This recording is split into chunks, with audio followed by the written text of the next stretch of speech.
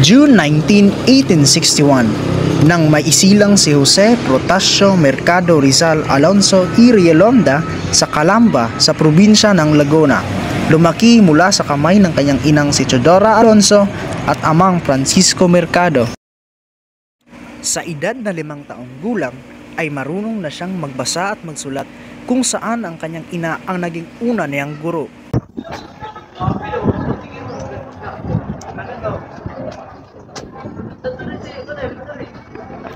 Pepe, halika na dito. Tapusin mo muna ang iyong basahin itong mga alpabeto. Opo, Nay. Saglit lang. Tatapusin ko lang itong tulang yung binabasa.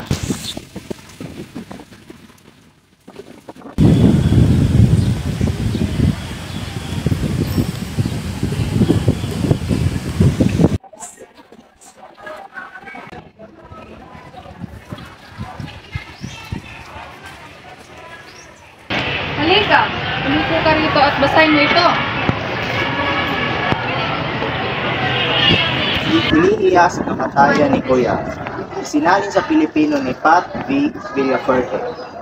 Hindi napapanahon, sa edad ng 21, isinugo ang buhay. Ang kanyang malungkot na paglalakbay na hindi na matanaw, una sa dami ng aking kilala, taglay ang di mabigkas na pangarap. Di na maipakitang pagmamahal. Napakahusay mong bata ka. Sa pagtungtong ni Rizal sa mataas na paaralan ay una siyang pumasok sa Ateneo Municipal de Manila, kaugnay sa kursong medisinang kaniyang kinuha.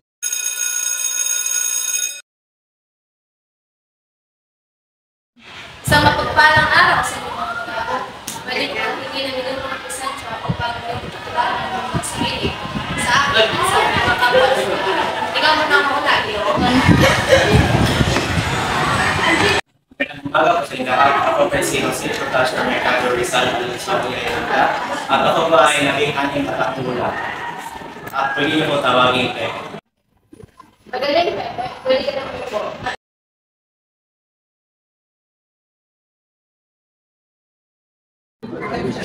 Mali ko yung malaman yung binabasa. Ang binabasa ko po ay ang buhay ni Fernando at Laura. Kung makilala ka dito, pwede ba kita yung kaibigan? Hindi kita makilala, Mariano. Maaari, pwede. Mula sa paaralan ay nagtungo si Rizal sa bahay ng kanyang lola, kung saan niya nakilala si Segunda Katigbak, ang una niyang pag-ibig.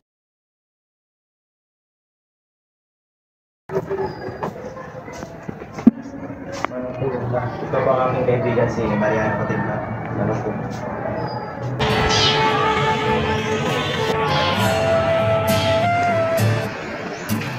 Malay kong araman para sa dalaga, walang kasi. So magandang binibini. Nais ko ba malaman yung pangalan? Pepe, ito nga pala ang aking kapatid. Pepe, di ba? Ako nga pala si Segunda Solis Katigbak. Ako nasisilayan ng natataking ganda at kagalakan ng iyong damdamin. Naging mas malalim ang ugnayan ng dalawa at pagkakaroon ng magandang relasyon. Maasang mata mong makabasa, handang gawin lahat, maging pamilya'y inikita. Ngayon lang nakadamay ng wagas na pagmamahal, hiling ka lang naman na tayo na sana dalawa, sumulit ang umpisa, papatunayan ang unang pag-ibig ay di mawawalan. Ngunit sa kasamaang palad ay hindi naging pabor ang tadhana sa pagsasama ng dalawa, dahilan sa itatakdang ikakasal na si Segunda sa ibang lalaki. Patawad, Pepe. Sapagkat hindi tayo pwede sa isa't isa. Dahil itinakdan ako ikasal sa ibang lalaki. Naway, maging masaya kasi ang desisyon. Paalam, Segunda. Ikaw at ako pinagtagpo, nag-usap ang ating puso nagkasundong magsama habang buhay.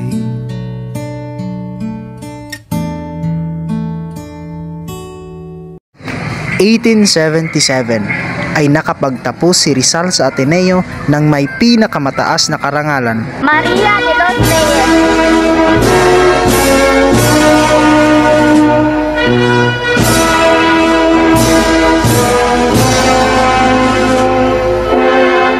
Margareta de los Santos.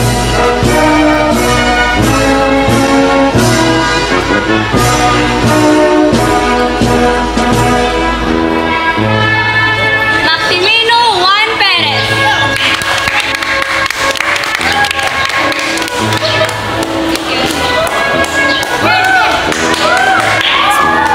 May mataas na karangalan, Jose Protasio Mercado Rizal Alonzo E. Realonda. Best in philosophy, best in drawing, best in comportamento or good behavior, best in good border and application, as well as honorable mention in physics and chemistry. Jose Protasio Mercado Rizal Alonzo E. Realonda.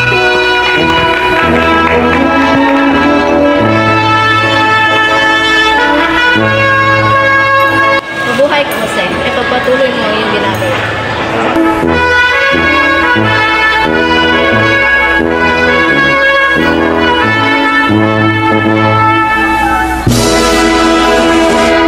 Isang mabuting mag-aaral na may magamit mo ang mong kapitulungan at abilidad sa susunod na institusyon na inutuloyan ang pansin para magkaroon. Tumungtong din siya sa Universidad ng Santo Tomas upang doon ipagpatuloy ang kaniyang kurso.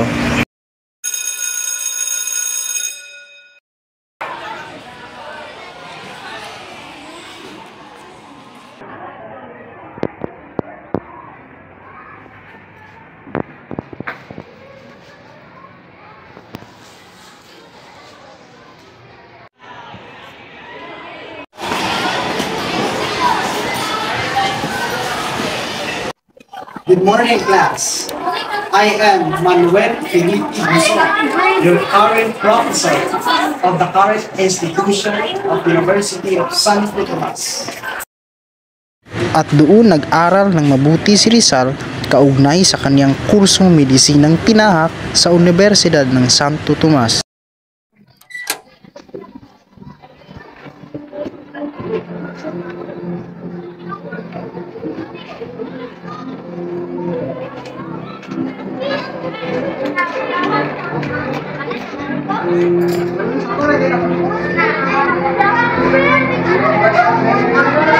Being an ophthalmologist, Jose, examine the eye.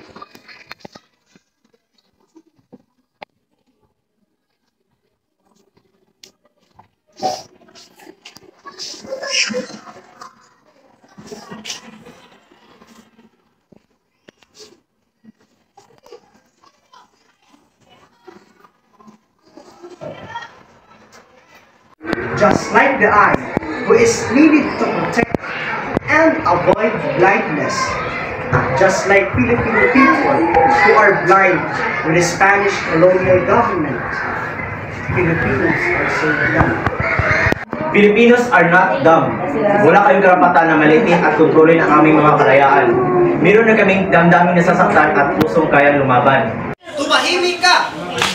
Dahil sa diskriminasyon ng mga Dominikanong profesor kay Rizal, ay lumawas siya papuntang Espanya upang doon mag-aral ng hindi batid ng kaniyang mga magulang.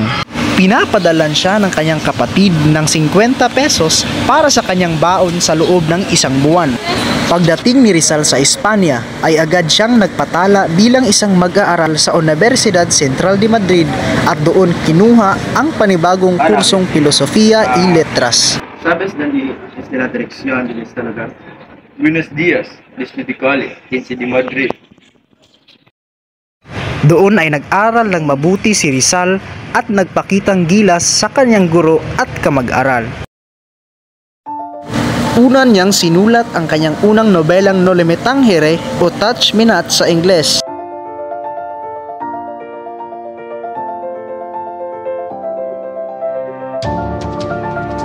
Tumungo din siya sa Universidad ng Paris upang ipagpatuloy ang kursong ophthalmologist na ang kanyang ina ang naging inspirasyon. Pagpasok din sa Universidad ng Heidelberg sa Germany upang makapag-aral ng medisina at gayon din kung saan niya inilathala ang kanyang nobelang No Limitang Here sa tulong ng kanyang kaibigang si Maximo Viola. Kakulangan ng salapi ang nagpaudyok ni Rizal na sunugi na lang ang nobela, ngunit Ano yung ginagawa? Bakit mo susunugin ang iyong nobela ang sinulat? Wala nang halaga kung bilang sinulat sapagkat wala akong sapat na salapi upang may bahagi ang aking ideya sa aking bayan Pilipinas. Ilan bang salapi inyong kailangan upang mabahagi ang iyong nobela ang sinulat para sa mamayang Pilipino? 300 pesos para sa 2,000 kopya. Ito, tanggapin mo para sa mga kailangan mong salapi. dahil napalaganap ang kanyang nobela sa kapuluan ng Pilipinas, dito ay hindi ikinagusto ng mga praileng Kastila at ipinagbabawal ang lahat ng kopya nito. Hanggang sa umuwi si Rizal sa Pilipinas noong 1887 upang maipagamot ang kanyang inang may katarata. Ang lakas ng loob mong umuwi pa dito sapagkat pinagtaksilan mo ang pamahalaan. Kaya naman ay hindi naging masama ang aking mga gawin. Ano ang iyong pinagmamalaki? Ang iyong nobelang walang ambag at dahilan ng pagsira ng simbahang Katoliko? Gusto ko lang gisingin ang bawat Pilipino na dapat bigyang halaga ang dignidad ng bawat isa. Walang kwentang No Limitang Here na yan. Inuutos kong sugpuin at ipagbawal lahat ng kopya ng No Limitang Here. Umalis ka na dito!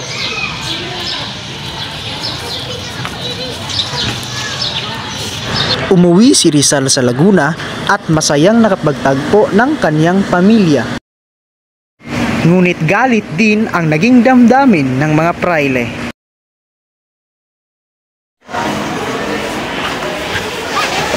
Inay, Pepe, ikaw ba yan? ako tunay si Pepe. Patawad sapagkat hindi niyo ang aking paglisan. Salamat kapawid ng ligtas. Ginamit ni Rizal ang kanyang mga nalalaman sa pag-aaral ng ophthalmology para gamutin ang kanyang ina.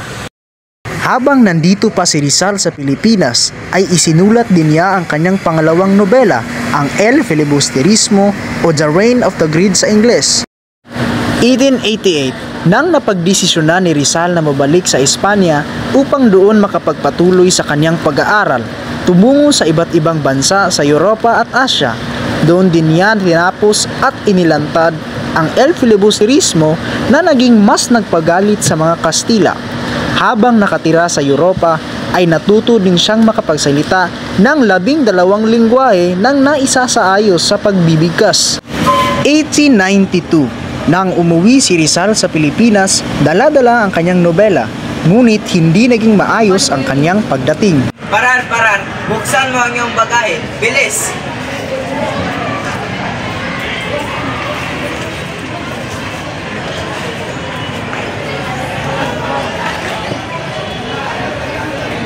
Isa kang traidor. Hindi, wala akong kasalanan.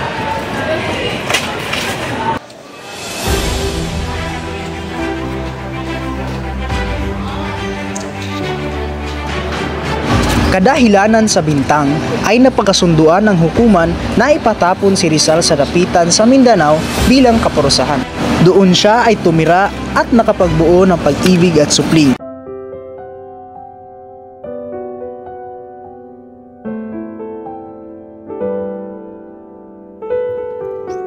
Ay, kailangan madala.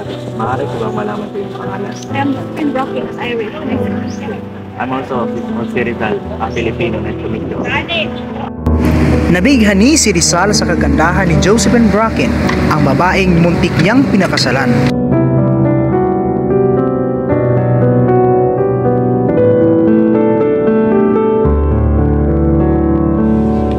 Tumungo ang dalawa sa isang praile upang magpakasal at maging legal ang kanilang pakikipag-isang dibdib. Ngunit sa sinulat ni Rizal ay hindi tinugutan at hindi kinilala ang kanilang pagsasama at pagpapakasal.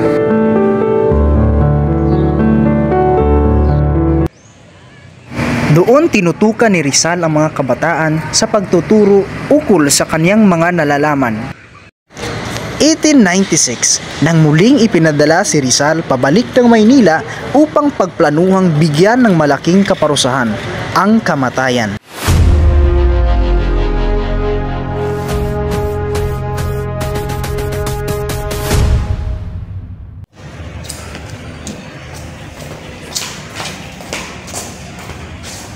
Mahal na mahuhukom, nandito na po si Jose Rizal.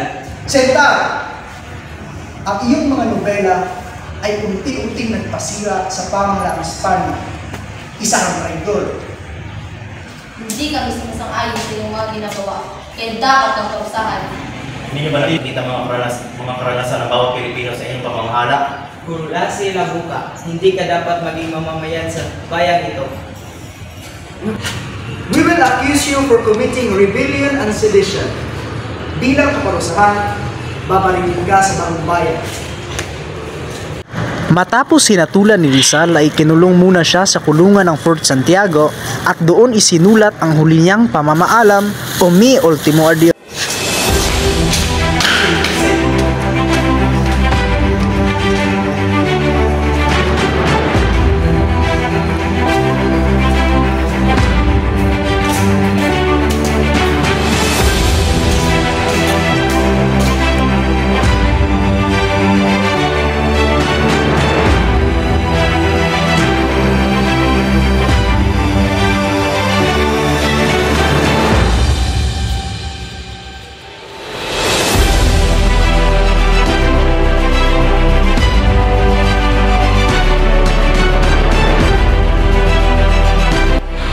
Consumatong S.